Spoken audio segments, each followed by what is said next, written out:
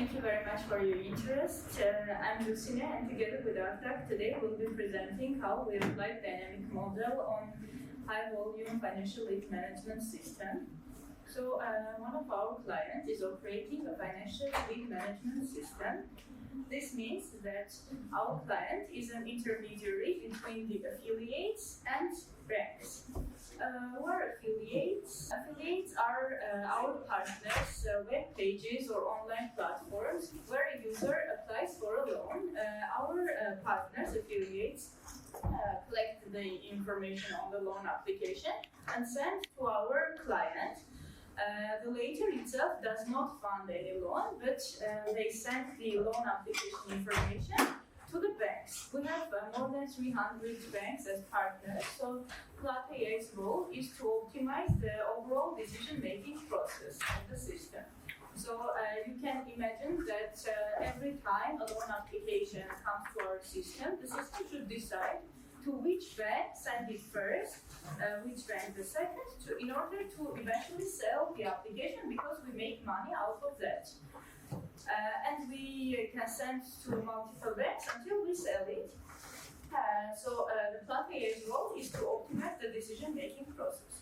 Now let's see what are the available approaches, toolkits in the industry to optimize this decision-making process. The most conservative and the first approach which will come to anyone's mind is doing that using some hard filters, because our client knows, and also the system is configured the way that some banks does not fund any loan from certain states or with certain monthly income level. So we, in order to optimize the traffic, we just cut this traffic and don't send to the respective bank.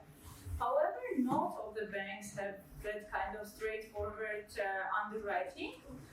They, on their ends, have some models to optimize their loan portfolio. So, from our perspective, we need to optimize their traffic using probabilistic modeling on our end.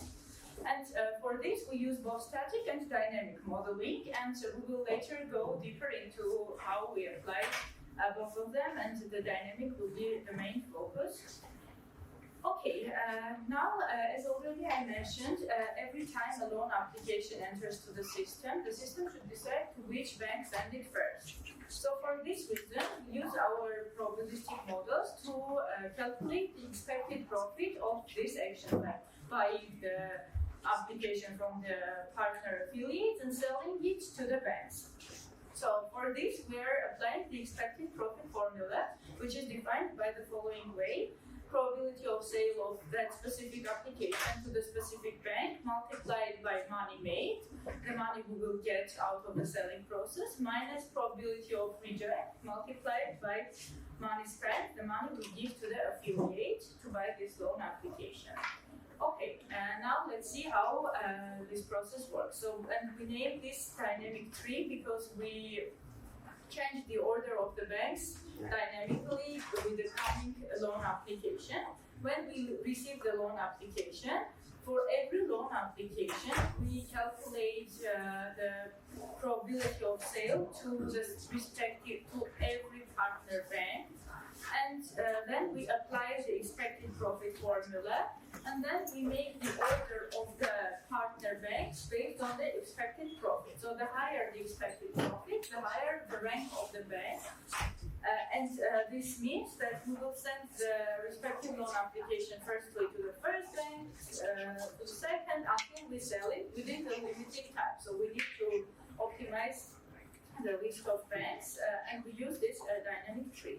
However, one can understand easily that this optimization is really beneficial for our client, the system, because it is maximizing the overall profitability of the system. However, this might not really beneficial for the partners, and they might turn down the partnership. And in order to have long-lasting relationships with our partner banks, we need to optimize the traffic beneficial for them. And this is done by maximizing the accept rate, the proportion of applications funded by them, divided by the overall traffic we send to them. And this is why we also apply our scoring model results as filters. Okay, we will go deeper how it is applied, but just to make a note, we as a business decision, we decide that we can afford cutting the 30% of the traffic with lowest probability of sale to the respective bank and send them the 70% high quality traffic. And as we apply our scoring models as filters, we need to keep some pure distribution of the data later on to compare the model performance against the baseline and other models, and also just to retrain models. We'll understand this later deeply. So let's see an illustrative example how the scoring model is applied. Imagine you have the following three features for modeling: age, monthly income, loan amount. You build your model, and as soon as you have the final model, which will go into production, on the validation set, you are making the predictions of the model, and then you put the predicted probabilities in a sorted array and find the 30th quantile. In this case, it will be 0.32, and you configure the system the way that any loan application scored with a probability of sale less than 0.32 will not be sent to that bank.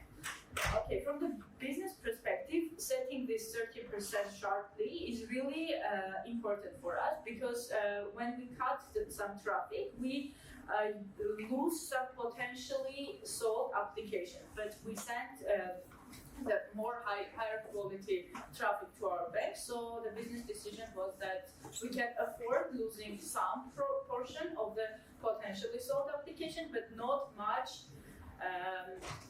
So this 13% is really crucial for us. Now I'm passing the floor to Artak to go deeper into the model. As Lusine has mentioned, we have several approaches how to implement this 30% quantile cutting.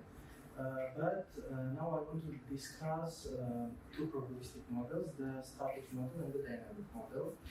So in case of static model, what we do, we download the historical data from our base, train our model based on that data, and deploy it to our servers. And we don't change anything in our model until the significant distributional changes occur. And if so, we have to download the new data and retrain on it, and so on. So in that case, we have to monitor the performance of our model and be happy with.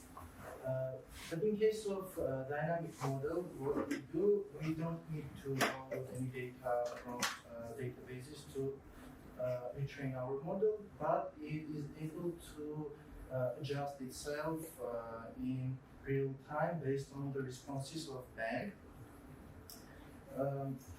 But it has its disadvantages. It makes very high load on our servers, and also there is no one general solution to implement such dynamic model, and the implementation may vary based on the task. So what we suggest, our implementation make relatively low load on server, and also is pretty general for our tasks. Now, what possible implementations may be to implement the dynamic model? So the first one is updating models stochastically. That means that updating the model based on each data point we receive from our banks. But as I have mentioned before, we have very high load imbalanced data. So you can imagine that the labels, the positive and negative labels, the ratio of them may be about 1 to 20,000. And let's imagine that we receive 20,000 applications with labels reject, and train our model one by one based on that. After that, the weights of our model will explode. So what we can do to solve that problem, we can make our update weighted and set some alpha parameter for updating model based on negative with examples with negative label and some beta parameter for updating our model for examples with positive label. But the distribution may change and the ratio may change, so we have to be attentive also to that ratio, and if it's needed, we have to adjust these alpha and beta parameters too. And the third approach is to create batches and to update our model based on the batches. But if we set the batch size to too big number, we have some latency of training our model in comparison with possible distributional changes. And if we set our batch size to too small number, we may face the same issue that we have in case of stochastic approach. So what we suggest, let's imagine we receive one by one from our affiliates the applications and feed them to the model, gain our probability, and then send to our banks. Let's imagine that our banks after that send us the responses. And for example, our bank rejects some quantity of loan applications, and at some point we accept some application. So what we do, we collect these all rejected applications in one batch with only rejected loans and feed it to the model and make a big propagation. And let's imagine that after receiving the positive example, we receive also a negative example. So the next batch will be the batch with size of 1 with only one positive example. And so after that too, we have also a positive, and the last one will be the last batch in this case. So this will make a simulation of balanced data for our model, but without losing any data point.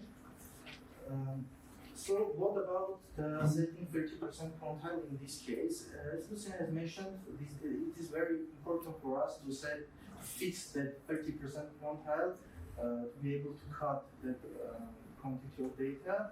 And in case of static models, what we do after training our model, we feed the validation model, the validation data, and based on the validation data probabilities, we define the 30% quantile probability. In this case, for example, 0.35. And what we can do the same process in case of dynamic model, but that means that after every model update, we have to feed the whole big quantity of data and redefine the new quantile. So that will make very high load on servers, and maybe server is not able to handle it. So that means that we have to make this quantile defining process also dynamic. Now let's imagine, so to solve this, let's imagine that we, at some point, we have the latest applications probability sorted in the array, and we also have the same probabilities but sorted by receive time in queue. And let's imagine that we get the next one application and feed it to the model and gain our probability. What we do, we push it. So in this queue, the left one is the oldest probability. This is the probability for the oldest data point, and the right probability in this queue is the probability of the newest, latest probability, oldest and latest. So the new data point, we push it in our queue from the right, pop the oldest one, and using that oldest one, we find that in our first sorted array, remove it from that array, and insert this new probability in our array of sorted probabilities and redefine the quantile. So the old quantile was 0.12, the new is 0.07. So the complexity of this process is log n, so it's not so hard for a server to this. And now about the results. At first row, you can see the no bypass, no model data. That means the bypass data. That means that this is like a pure distribution, the description of our pure distribution without any influence, that is not influenced with model. So the second row is the result for static model, the third row is the result for dynamic model. And in first month, you can see that the accept rate for no bypass data is 0.52. There is no any filter proportion, this is bypass data. For static model, we have the accept rate 0.7 after cutting 29.3% of data, and for dynamic model 0.71% accept rate. Accept rate is the ratio of solved leads or solved applications to remaining data, to all data which we sent today. So, and the accept rate is 0.71 for dynamic model after cutting 30.3% of data. So we can see that for the first month, the results are pretty similar because the distributional changes for the first month are not so significant. But for the second month, we can see that the cut proportion for static model is a little bit higher than you expect for 50% quantile, and also the accept rate is lower than for the dynamic model.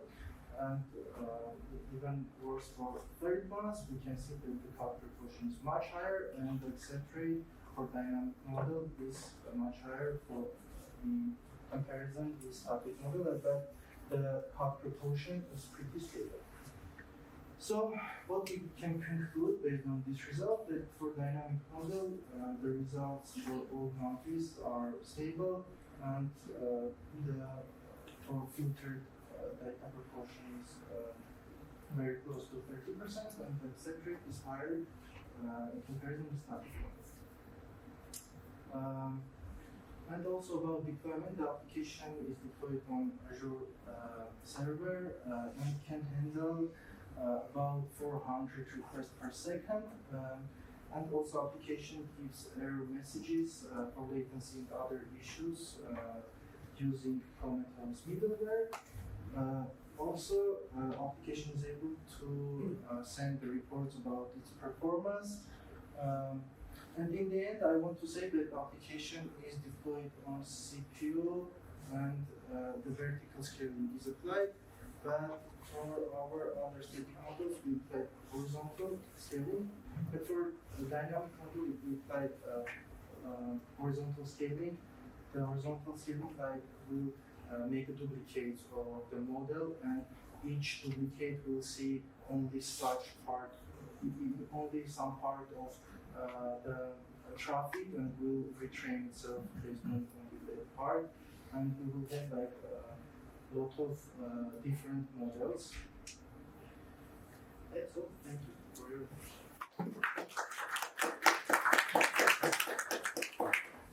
We have enough time for questions. Maybe I will start. So, a couple of things to clarify for me. Your model, can you explain again? Maybe you had a slide and I missed that. What is your input and what is the size of your model? So, you mentioned a lot about the speed and your server load and things like that. So, I want to get an intuition of what's the size of. Okay, in this case, you can use any type of model. Like you can. What did you use? Yes. That depends on the specific like bank basically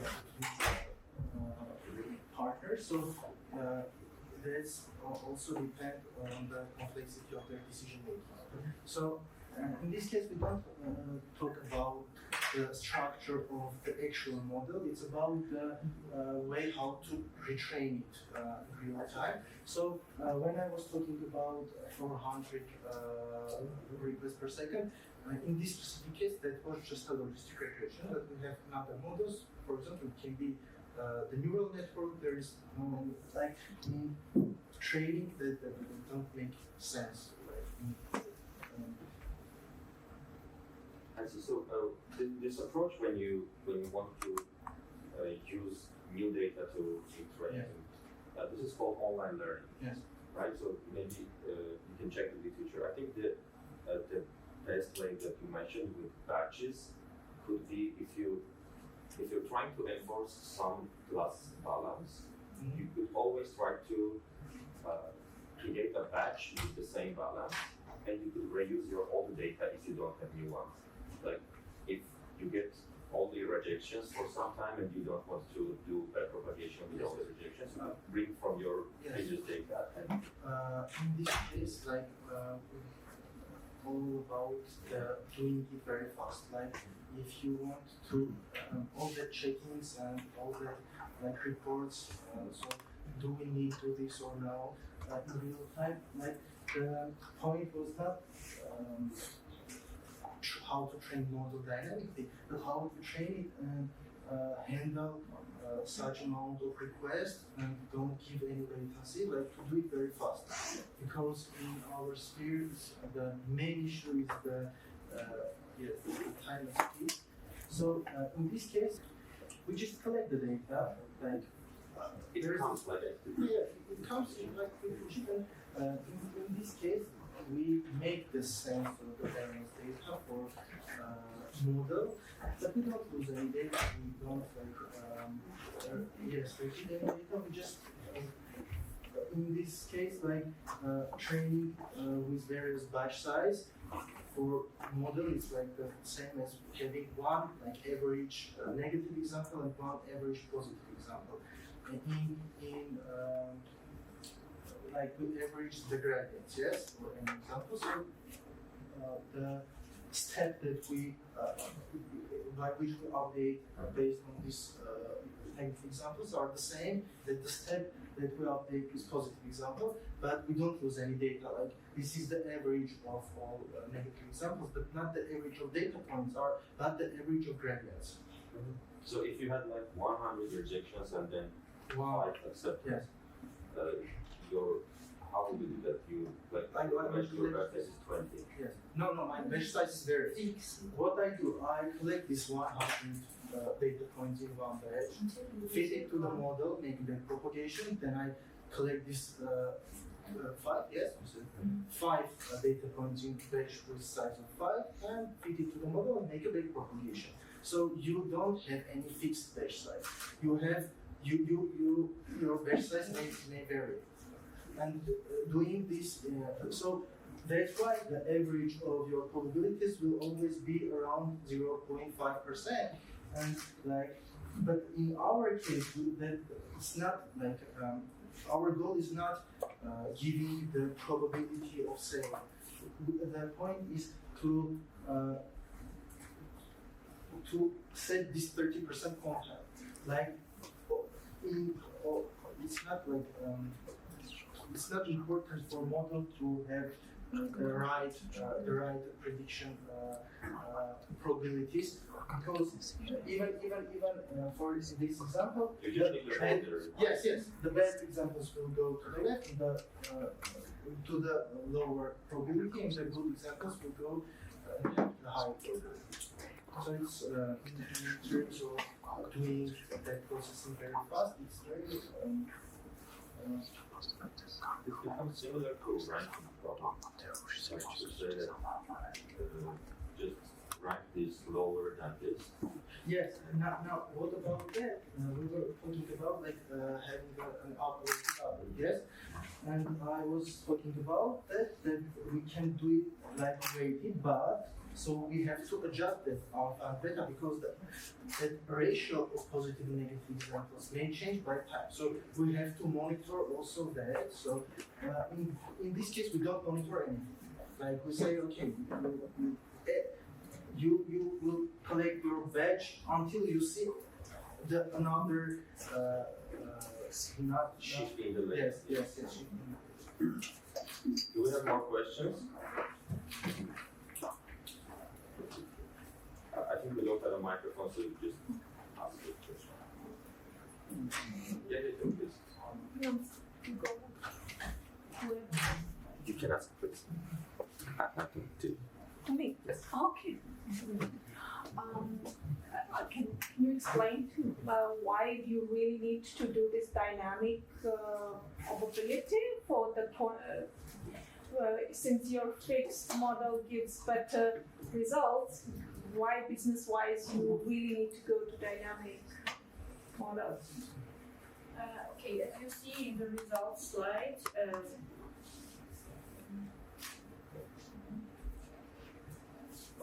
in this results slide, you can see that the static model performs well for some period of the time.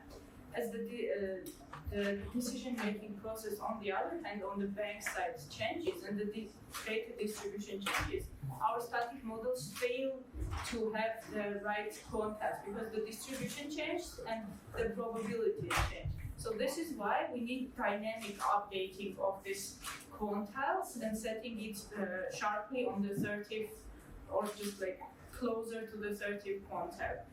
The distributional changes destroy the static model's performance.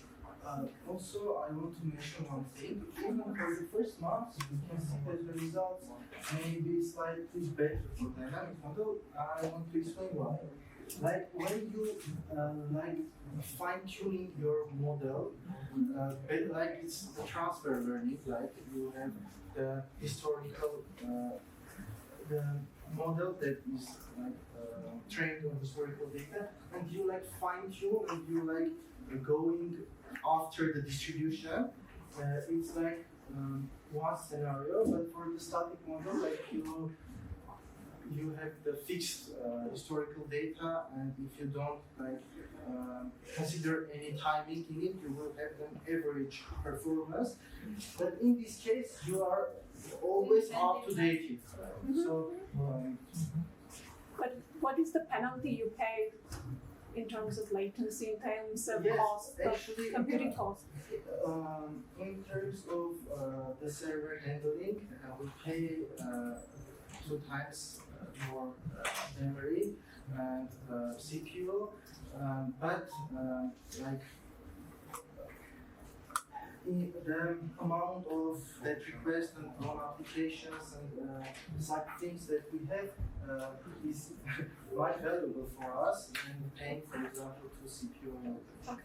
Because when we cut much traffic, we use some potentially sold applications. And when we make this trade-off, we see that the server cost is not that high to compensate this. For some cases, but we don't apply dynamic modeling for every bank. We apply this for bigger ones, for more precious partnerships. Also, we think that there is some banks that have also dynamic decision-making model. So to always be up to date with that, we also need a dynamic. We can't work and be static. And as we have mentioned before, we have some partners with whom we work only with hard filters, like we don't, for example, receive the wrong applications for dead state or from a person who has such amount salary amount. So it depends on our partner. Thank you. Let's thank the speakers again.